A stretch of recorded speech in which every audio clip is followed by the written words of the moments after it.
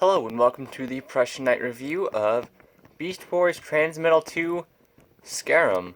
And this guy's a little bit interesting in the fact that, trying to adjust my camera here with the autofocus, there it goes, is I've read multiple places that he's either a beetle, a scarab. I know he's an insect, of course, because of 6 legs, but this to me is a scarab. And if you don't know what a scarab is, I'm pretty sure most of you do. It is a beetle-like insect, I believe in North Africa. I know they're in Egypt, I think. I could be wrong about that one, don't quote me on that.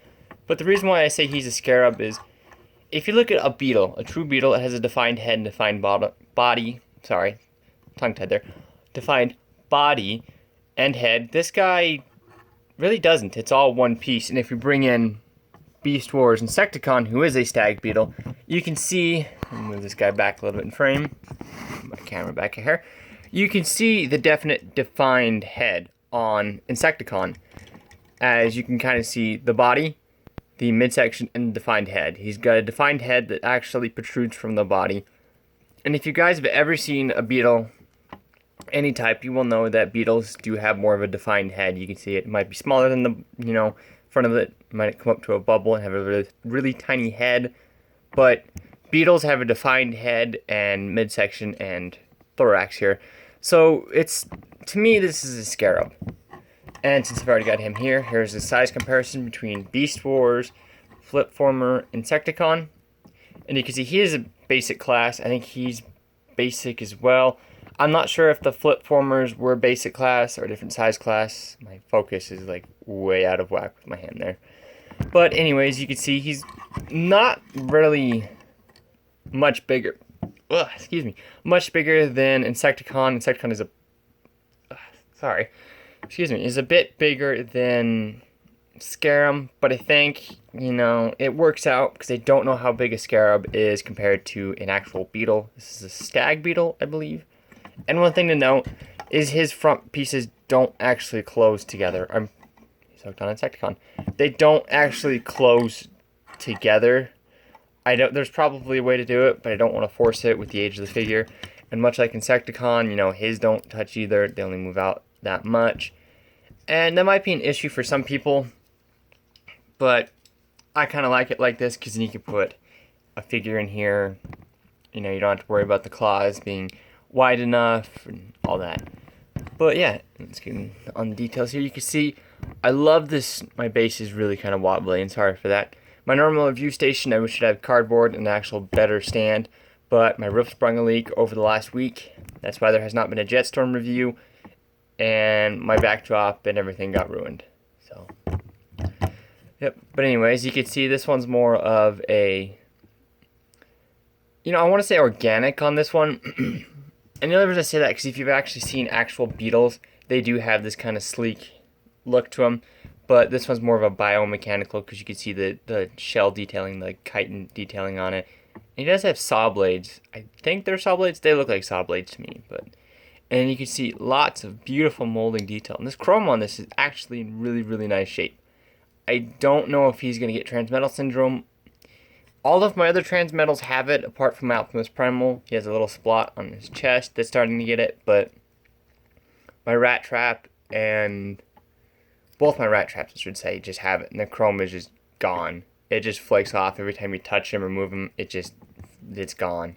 I bought him that way. I only paid a couple bucks for a piece. But this one's more of a mechanical. This one's biomechanical. Come on. Camera hates focusing. And you can see even the asymmetry that Transmetal 2 is known for. You see he's got multiple eyes there, singular eye.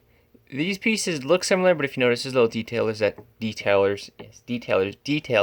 That's a little triangle piece there. That's a circular piece. You got the different detailings. And going down the back, you can see he's got, these little, I don't know what these are for. At first, I was like, oh, they're for easier to move them out, but you don't really need them. That one right there is actually to open up his chest for spark crystals, so that makes sense. But these two, I could be wrong. I'm not sure if they really do anything. I bought this guy loose without instructions. You can see here lots of beautiful molded detail in the blue chrome and lots of nice differences. And this is a bit of like an orangish green. some parts of mine have held up and some parts have not. You can see the back plate there. You got his legs. And if you do see white in there, I can't afford floor polish right now to fix his ball joints, so I'm using notebook paper. It is a quick fix. It's not the best fix, but given the circumstances, everything going on, it's the best they can do for this review. Because when I got him, he was a floppy mess. But you can just see all the beautiful detailing. And that is one thing I have to say. Beast Wars figures have amazing sculpted detail that we don't see anymore. Articulation-wise in this mode, this assembly right here, this strut, is actually on a ball joint at the base and a ball joint there. And this is actually, because it's going to be the robot mode legs, on a ball joint there, can bend in that far, can bend out at kind of an angle. Straighten that back out. Same on the other side. These legs up here are just on this hinge, and these being the robot mode arms are on a ball joint, and right there. So you can get some poses. I do wish that these would have been designed differently, and I'll get more into that in robot mode. And transformation for this guy is a bit interesting. You want to take these pieces, and it should pop it out like that. Take these arms, move his claws, his pinchers out of the way. And there's even molding on the bottom. Not inside, but you can see on the outside and stuff. You want to move those out to the side. Now his pinchers constantly get stuck on these. All I did was just move them out to the side. You want to bring them down like so. You want to bring it out to the side. Come to the front. You want to move these up, because if you move them up right away, they'll kind of get stuck on the claws. You want to bring those up. Move his bug legs down out of the way. And you move that in. It doesn't really snap into place, but you want to move those up. Take his arms.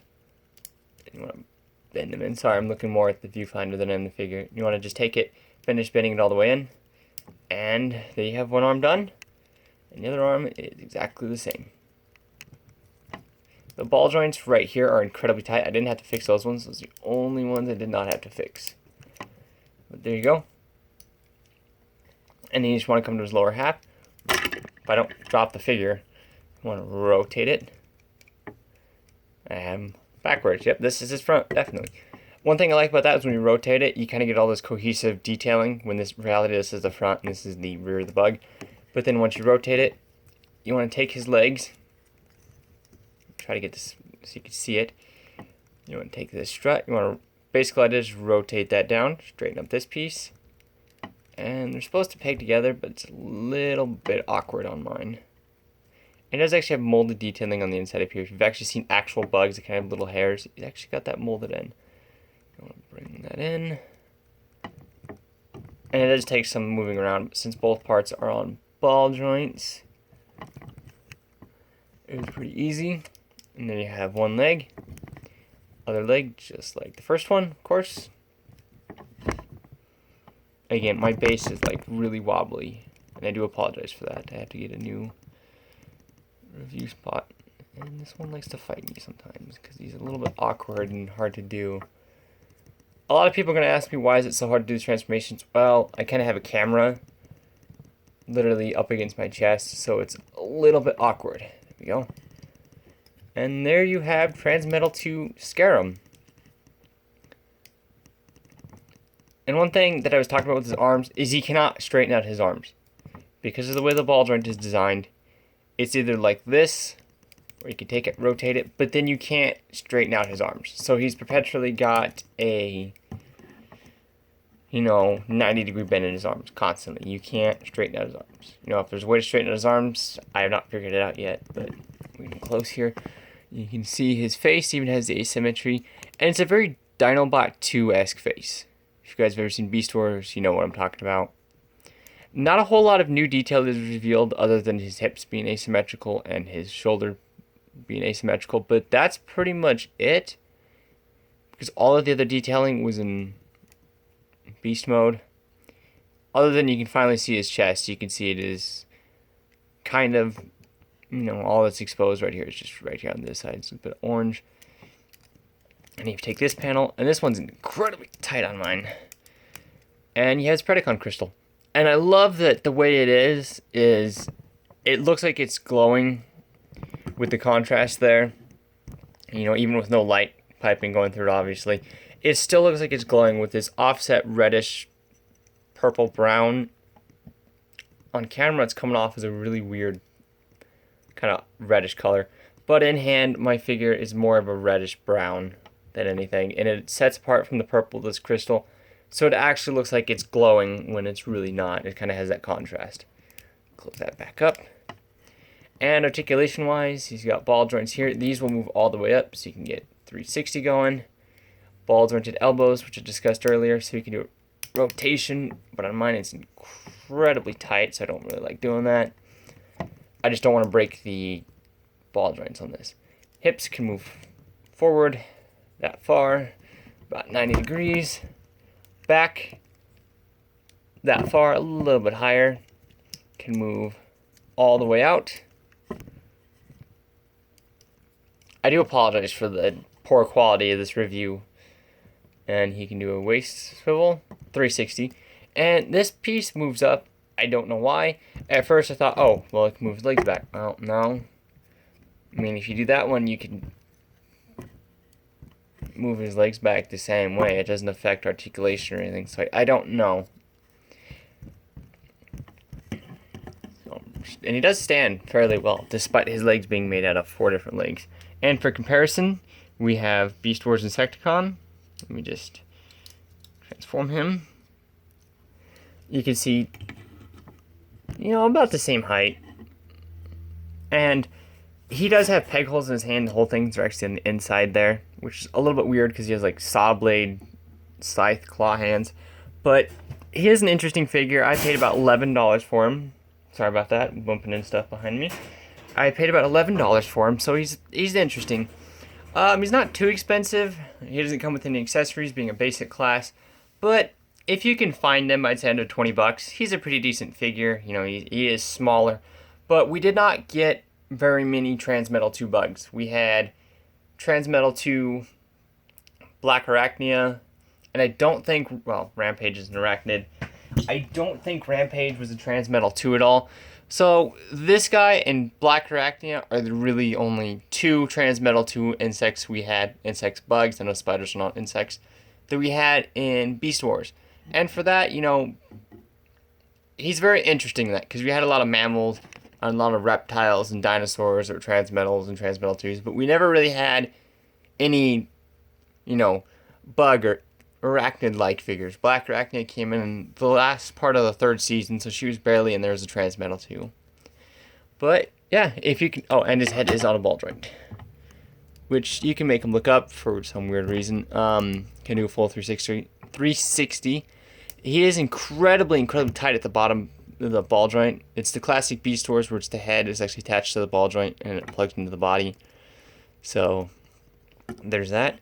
This has been a Prussian Knight review of Beast Wars Transmetal 2 Scarem. Again, sorry for the lapse of videos.